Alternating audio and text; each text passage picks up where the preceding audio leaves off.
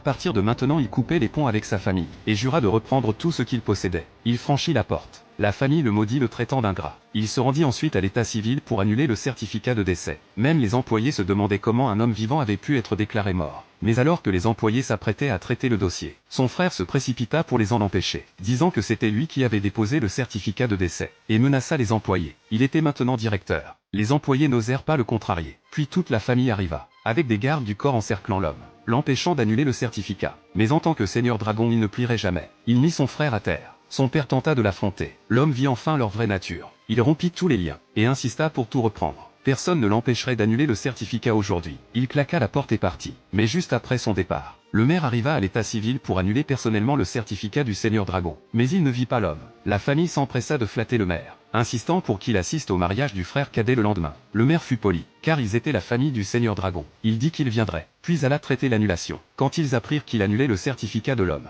ils furent stupéfaits. Ils ne comprenaient pas le lien. Puis ils supposèrent qu'il était impossible que ce petit soldat connaisse le maire. Il avait dû supplier le maire de l'aider, et le maire avait accepté par bonté d'âme. Le lendemain était le mariage du frère cadet, le jour où la famille Xiao allait s'élever dans la société. Le matin arriva. Le frère cadet et la femme manipulatrice se marièrent. Un couple parfait de vipères et de rats. De nombreuses personnes influentes vinrent leur faire la cour, croyant que la famille Xiao avait le soutien du maire. Certains demandèrent où était le fils aîné. Le père s'énerva, disant que ce fils ingrat était mort depuis longtemps. Mais à cet instant, l'homme entra. Tout le monde fut abasourdi. Il n'arrivait pas à croire qu'il ait osé venir. Le frère cadet dit qu'il n'y avait pas de place. Il pouvait s'asseoir avec le chien, mais l'homme ne tolérerait pas l'humiliation. Il força son frère à s'agenouiller. Quand le frère se releva, il menaça l'homme, disant qu'il était le directeur favorisé par le maire, tandis que l'homme n'était qu'un soldat à la retraite. Il pouvait le détruire d'un seul ordre. Il jeta alors un gâteau par terre, marcha dessus, et ordonna à l'homme de le lécher entièrement. Sinon il ne sortirait pas vivant aujourd'hui. Les gardes du corps se précipitèrent, prêts à battre l'homme à mort s'il refusait de manger. Mais l'homme n'avait pas peur, car le maire venait d'arriver.